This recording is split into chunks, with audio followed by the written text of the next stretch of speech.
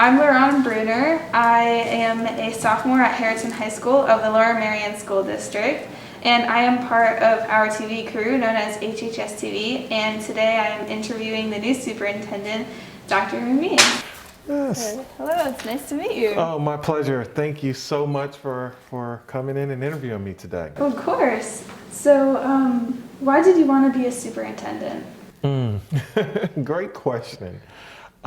Initially, I wanted to become a superintendent because I wanted to have the opportunity to impact policy and practice and be a true active participant in changing the world through the eyes of students and instruction and pedagogy. So that's how I went into it. Wanting to be a student-centered superintendent, similar to being a teacher as a student-centered teacher. And I'll tell you, those aspirations and ideas that I had, they're all coming true. This is like a dream come true, to be able to lead students and to lead staff, to lead a school district. And the most fascinating part of my job is I get to live through your eyes vicariously as you go through the ebbs and flows of education, and then something happens at 12th grade.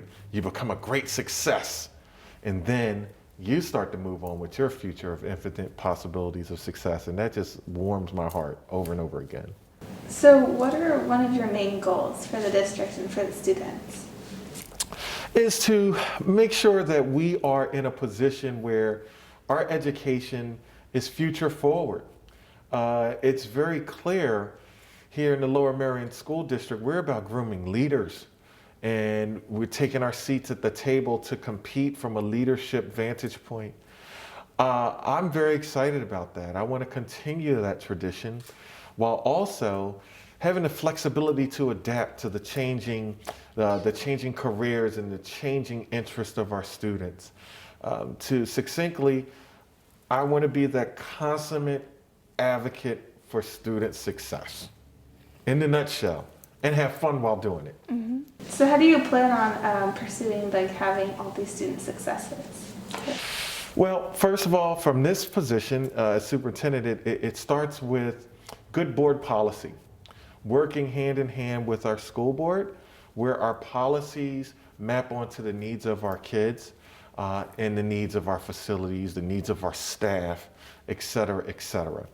Secondly is continually empowering and motivating my team to be conduits to that great work and getting materials and programs in place where the teachers, the principals, of course, having the support to lead, and the teachers having the resources to be able to be equipped to really address the needs of our children.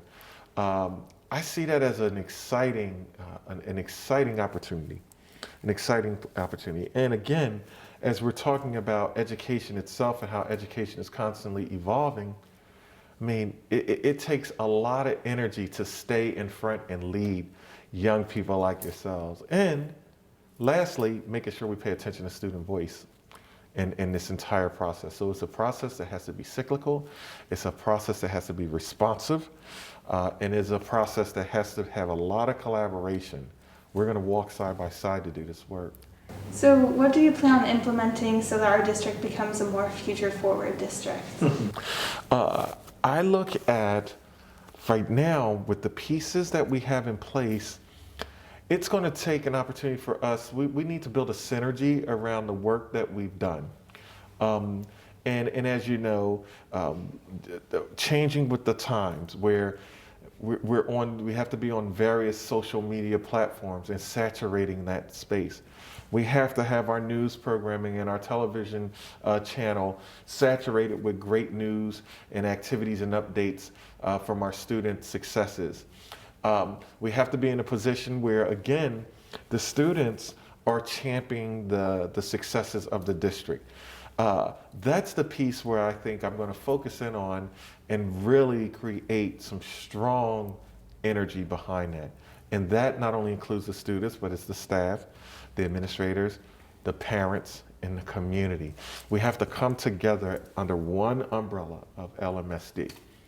And so, talking about that, how do you plan on implementing more equity into the district? Yes. Now, what I've done thus far, and I am completing today, ironically, is the end of my 4th week. And I've had the opportunity to wear the lenses of being a scholar and studying. What I found is that the district has done a great job and was one of the forerunners in the Commonwealth of Pennsylvania of establishing an equity policy or a diversity, equity, and inclusion policy. That work, there has been action steps that have been taking place. And there's different energy around DEI. There's consistent energy throughout the buildings. However, we have to be able to take this energy and make it something that's similar from building to building across the school district. I'm looking forward to connecting those dots and making sure that all of these areas and successes and information that we're gathering to be able to enhance our curriculum offerings, our student activity offerings, et cetera, are aligned vertically with the school district strategic plan and also aligned across the grade levels across and around the school system. That's really the challenge that keeps me up at night, but energized, energized to be able to lead. And so, when you talk about the students, how do you think you're going to have a direct impact on the students? Like, One word: visibility. Visibility and being accessible to our student body is key. I love to establish communication and relationships by simply having conversations with children. Now, this is something that I wouldn't admit 10 years ago, but I can sit here and admit it now. As an adult, getting close to 50, I don't quite understand everything that children do now. What young people, what makes them tick. When I was a teacher, I had this innate skill called with-itness. It's a coined term, with-itness. I could understand your music, I could understand your style, I could understand your mindset, but I'm getting to a point where I need some help. And the way that I get that help is by gathering information from the students and engaging in conversations and discourse, being visible at activities and athletic events in events in the arts where I'm not coming with an assessment through an assessment lens. I'm coming to enjoy the student body. I want to be able to walk into the community and kids say, "Oh, that's Dr. Mumin, our superintendent." To the extent where they say, yeah, that's Dr. Mumin, the superintendent. We see him everywhere. I'm looking forward to doing that. And that's been one of the things that has helped me to be a successful superintendent throughout my years. and so you said you were a teacher. How did you take that and implement it into your superintendent career? Excellent question. As a teacher, teachers, the most paramount focus of their practice is to be engaging to students and student-centered. What I loved about teaching so much is that you could start a classroom moving in one direction. A problem, and I was a language arts teacher, a problem may be presented in the news or the media the night before, and you have to take that time to address what's going on because of that connectivity, those connections. You have to take on the responsibility of being the consummate advocate for children. Sometimes it's you and your students against everybody or against everyone. You have to have that mindset where you're fighting and advocating for your children at any means. How that maps onto me as a superintendent is that you have to have that same energy. You have to be able to champion student causes. If it's not student-centered, it shouldn't be part of my discussion. I could tell a lot of stories. I do tell a lot of stories, and all of them are true. Okay? But if we're talking about our profession, if it's not about students, it's not going to get a lot of my time. those are things that when I came up as a superintendent and I was watching superintendents in practice, I said, well, I move a little differently than they do. Um, I'm looking to engage with the students at their level to understand what's going on to further inform my leadership style and practice. This position entails a lot of administrivia, but you schedule times in with your student body. You go lose yourself in a second grade classroom like I did yesterday at Gladwin, or you go lose yourself in, you go lose yourself in BCMS, in the middle school, engaging with students, because that keeps that energy ongoing. And it's the fuel that drives me in this profession. It is all about the kids. This isn't a position where you sit behind a desk and you just sign paperwork. You have to be an active participant in the lives of our children. I'm strongly committed to that. So how did you decide you want to dedicate your lives to kids and helping kids improve? Because I'm a byproduct of that support. My story is this. I grew up in Philadelphia. I grew up in a section called Logan. Logan and a little section called Hunting Park is the most underserved community in the city of Philadelphia. It's been that way since the 70s. Yes, I'm a 70s baby. And there are some sayings that, if I can make it here, if I can make it here or make it out of here, I can make it anywhere. And for me to be able to navigate some of the ills and barriers that poverty presents, I had great mentorship. I had great teachers. I'll digress and tell a quick story. My teacher is named Mr. Smith. Mr. Richard Smith, 10th grade English teacher, Olney High. Mr. Smith, and we had this thing, we knew when substitutes were around because Mr. Smith had this old briefcase. And if that briefcase was there, Mr. Smith was in the building somewhere. Well, his briefcase was there, but there was no Mr. Smith. Mr. Smith decided to come into the classroom acting like he was flying on a broom, like a witch, and he had on a witch's hat. And we said, oh boy, Mr. Smith has finally lost it. And he said, listen kids, we're gonna learn about the best rapper in the world. Now, let me tell you what time period it is. This is 1986. And the best rapper in the world, he said, was William Shakespeare. And of course, as you could tell, I like to talk. William Shakespeare, get out of here, man. It's LL Cool J. It's Eric B. and Rakim. It's Public Enemy. Get out of here. You must be crazy, It's not, no, it's Big Daddy Kane. And the class says, yeah, Big Daddy Kane did a nice stuff.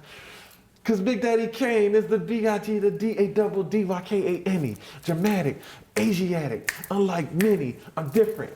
So don't compare me to another. If they can't hang, then the whole class says, word to your mother. And so we laugh. He said, no, trust me. Bubble, toiling trouble. He starts going into Macbeth. So we started to read this poem. After the fact, we found out that was the prologue to Macbeth, which is a Shakespearean sonnet, 14 lines in iambic pentameter. The rhyme scheme is A, B, A, B, C, D, C, D, E, F, E, F, G, G. And if you can unlock the G, G, you've just learned exactly what's going to happen in this Shakespearean play. He turned my entire interest on in regards to becoming a teacher. Right then, I said, I want to be like Mr. Smith. So what did he do? As any great teacher would do, he supported me by getting me into programming. I'm in after-school activities, Shakespeare at Works. I have opportunities to go see Shakespearean plays down at Temple University. I had other adults like Dr. Wall, my guidance counselor, Mrs. Martin, my basketball coach, Mr. Smith, Dick Smith, oh boy, Coach Evans. And I just talked to Coach Evans last week, shame on me. And Coach Evans, who they created, this group of educators somewhat created a force field around me. And they convinced me, they said, you're smart. You're smart, kid, and you have the chance to change your current conditions forever. Yes, you're a good basketball player, but guess what will live on and will really take you the furthest? Education. They sold it, and I bought it. And then I felt as though I needed to pay it forward as a teacher and as an administrator to be able to open the door for other young people, to be able to dream, aspire, and just have that hope of success. It's just beautiful. That hope that becomes reality, that is. And so you said that Mr. Smith was your mentor then. Who would you say is your mentor now? Oh, hopefully this is encouraging. I have so many mentors that I lean on. So I don't have one. I have several. So I'll give you a couple I'll give you 5 that I work with right now.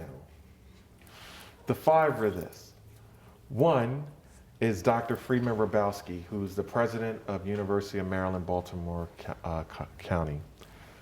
One of Time's 100 influential people. I got him on speed dial when I need something, and sometimes when I just need to vent. I have Dr. Robert L. Green, who's the former education ambassador for Dr. Martin Luther King Jr. Dr. Green calls me every single day. Every day. I owe him a call back because I missed his call yesterday. Third would be his best friend, which is Ambassador Andrew Young. And Andrew Young, as you know, with the civil rights movement, and I hate to use this imagery, but when Dr. King was assassinated, the gentleman that was pointing to the shooter was Andrew Young. So I'm able to talk with him and share some things around these dynamics and swift changes in education. I'm still close with Coach Evans, because Coach Evans always gives me that son. He says, "Come on, son, what you gonna do about this?" And he just checks on me to make sure that I'm okay.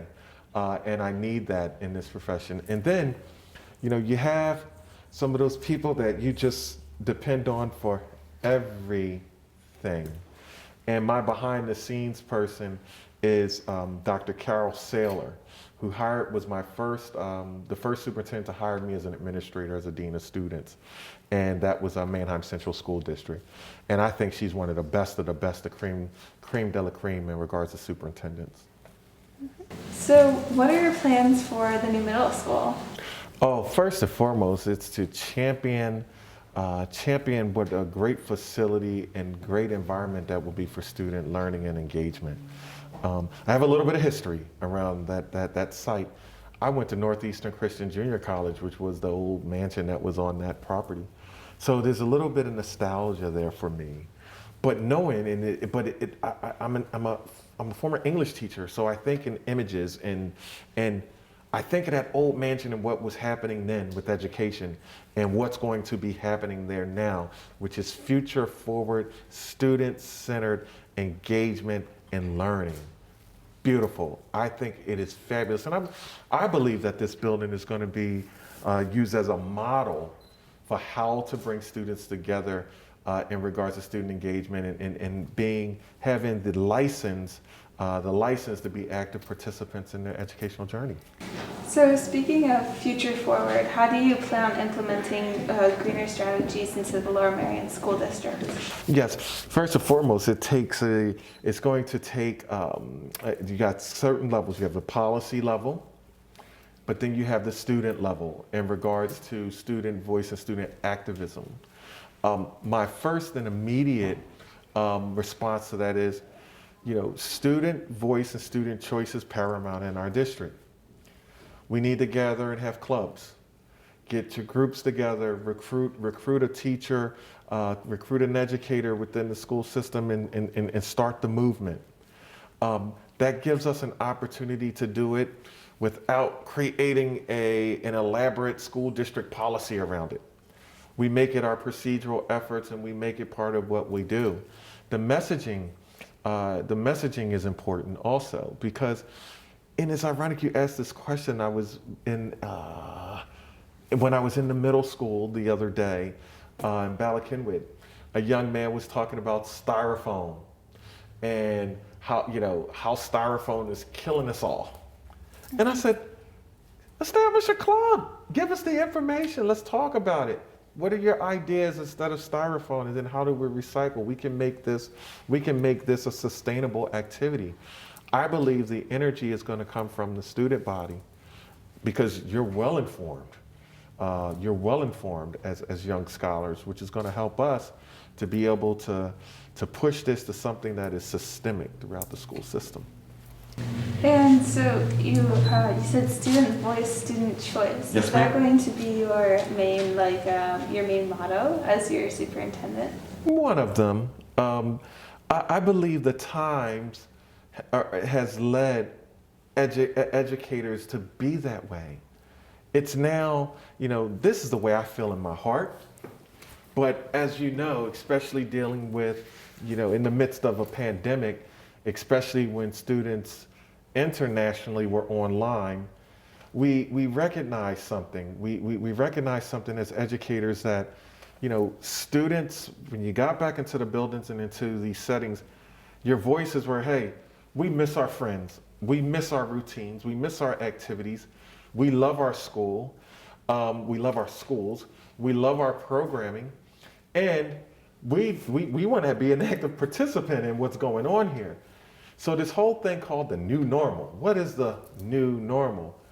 The new normal is student-driven pedagogy and instruction. That's how I see it. I call it, as I've sat on I sit on the National Commission with AASA, which is the American School Superintendents Association, and I sat on this task force that has a direct liaison to President Biden, and it's basically saying we have to reimagine education the years 2021 and forward. If it looked the same as it did before the pandemic, we've learned nothing. There are some good things that have come out of the pandemic. Guess what? Students can work in hybrid settings, some independent, some face-to-face, lots of choice, lots of guidance and support. This thing can happen. We have to focus in on the SEL, or social and emotional learning of our children within our schools. That's become paramount now in regards to what has transpired throughout this pandemic. So I see that as one model, student choice and student voice and student choice, that is, because we really want to, it's funny, and I'm coming from a couple of generations before you now, is that we all believe that education in our democracy is part of the democratic process. It is an opportunity for us to move not only Lower Merion, not only the Commonwealth of Pennsylvania, not only to compete statewide or nationally or internationally. This is part of our fabric and our humanity. We must have educated citizens to keep this thing moving, no matter what the times are. We have to be flexible. We have to be able to adjust. And I was very honest earlier in this conversation. I did say I'm getting a little older. I'm not old yet. As my sisters say, I may be old, but I ain't cold. I have to keep my ear to the heartbeat of the student and listening to be able to have to influence the agility that's needed to empower the administrators, the teachers, to be able to have that agility to get to effective outcomes. Because no two students are the same. So how is the situation with COVID going to progress? Are you going to see more hybrid schedules in the future? I think, especially at your level, you have been experiencing asynchronous days. That's something we learned throughout the pandemic. There are ways that we're looking at, we've been having discussions around how can we have asynchronous days and perhaps times or periods where we're focusing strictly on the social and emotional learning and health of the student body. We're working on those things. It has shown us that with the proper supports and of course high expectations, especially you and your classmates, you're going to meet and reach high expectations. The challenge is, how do we, cliche warning, How do we continually think outside of the box to make sure that we're putting you in a position where you are competitive from a leadership standpoint in this ever-changing society? So I know there are a lot of stresses in being a superintendent, but what would you say is the funniest moment of your career? The funniest moment of my career that none of my friends, my superintendent friends, would let me live down is that, what grade are you in? I'm in 10th grade. 10th grade. So you would have been in 6th grade. A few years ago, we had these winter storms that came through. And they were dumping tremendous snow. I mean, it was warm all the way up until like February, then we get these snowstorms. And we got this hit that we were going to get a nor'easter. I called off schools. By the time we got to about 9 o'clock in the morning, it was 70 degrees. And we had a total closed school snow day. My colleagues followed me. My data was good. My information I was getting from the forecasters. I had the European model going. I got these models. I'm like, it's coming. And it shifted. 70 degrees on a snow day. The students let me have it on social media. So it became a big joke. You know, anytime the weather's nice, Dr. Mumin, are you gonna call a snow day today? I'm like, no, but it became a big joke. But it was embarrassing. It was embarrassing. Didn't snow not one iota. So do you have any quotes from mentors or movies or anything that you like, that you want to live by, you want to implement, or you just like in general? A quote that resonates with me is a quote that I got from an Army general here in Pennsylvania back when my first year teaching, and that was 1996. And I was asking him questions about education, and he said, you know, kid, you have to continue to look to the future with new vision because tomorrow is not yesterday. I've taken that with me throughout my entire career. Look to the future with new vision. Tomorrow is not yesterday. And it's amazing how learning that quote, and it resonates with me from 1996, how true is it today? Think of it. Look to the future with new vision. Tomorrow is not yesterday.